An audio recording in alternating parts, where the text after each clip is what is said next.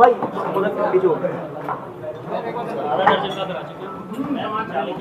Photo ले लिया मैंने। क्षेत्र में वादिनी अखिलेश कुमारी द्वारा यह सूचना दी गई कि उनके दृष्टिबाध्य पुत्र है प्रभात उपाध्याय, उनके संबंध में बताया गया कि 4 से 5 ऐसे व्यक्ति हैं जो लगातार मुख्य रूप से उन्हें शादी के लिए प्रलोभन दे रहे हैं और धर्म आंतरण करने के लिए उनको लगातार दबाव बना रहे हैं। इसी के क्रम में वादिनी की निशानदेही पर जो मदरसा है फैज़नगर भूता स्थित, वहाँ गई पुलिस टीम और वहाँ पर कुछ इस प्रकार का दृश्य पाया। 4 से 5 लोग एक धार्मिक बैठक में बैठे हुए थे और वहाँ पे जो एक प्रभात उपाध्याय नाम का व्यक्ति है उसका खतने का प्रोसीजर कराने की तैयारी चल रही थी, जिसके पश्चात उसे हामिद बनाया जाना था। यही उनकी सुनियोजित नीति थी।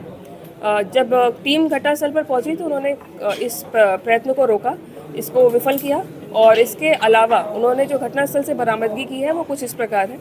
प्रभात उपाध्याय के पास से हमने करीब 10 पुस्तकें बरामद की हैं और 12 ऐसी सीडियाँ बरामद की हैं जो धर्म परिवर्तन के लिए प्रेरित करती हैं। इनमें से मुख्य रूप से जो नोटेबल है वो जाकिर नाइक नाम के व्यक्ति की सीडी है, जिसको सुनकर इन्होंने उसको प्रेरित किया था धर्म परिवर्तन के लिए। इसके अलावा जो घटनास्थल से हमें चीज़ें बरामद हुई है वो कुछ इस प्रकार है। एक हमको पासपोर्ट मिला है, आधार कार्ड मिले हैं, कई पुस्तकें मिली हैं इसी प्रकार की, कई सीडियाँ हमें बरामद की हैं इस घटनास्थल से। इसके अतिरिक्त हमने 3 कन्वर्जन सर्टिफिकेट्स वहाँ से बरामद किए हैं, जिसको देकर ये प्रमाणित करते थे कि आपका धर्म परिवर्तित कर दिया गया है। इसके अलावा एक और बरामदगी हुई है जो ये संकेतित करती है कि ब्रजपाल साहू नाम के व्यक्ति को अब्दुल्ला बनाया गया है कुछ वर्ष पूर्व और वो इसी गैंग से, इसी केस से लिंक हो रहा है।